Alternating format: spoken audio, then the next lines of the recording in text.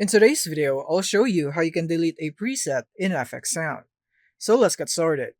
So first of all, is that you want to go here into the top left, wherein you can now choose a preset. So choose the preset that you'd want to delete in here. Let's say I would want this one, so I'm going to click on it. And then once the preset has been loaded, you just simply go here into this button.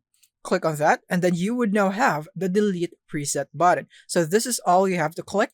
Click on it, and it will now be deleted just like that. However, before you do that, if you would want to save a backup, then you can go back in here again before you deleted the preset, because as you can see, I have already deleted it and now I have no way to recover it.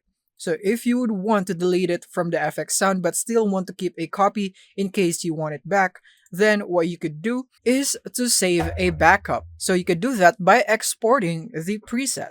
So click here, and then you can now click on export preset. And then you would now have this dialog box. So you can now choose which preset to export. Let's say I'm going to go for gaming. Click on export. And then you will now be able to see this prompt. Presets are exported successfully. And then you should now be able to see this automatically opened up. And then you will now have your preset right here, which is this one. And that's how you can delete a preset in FX Sound.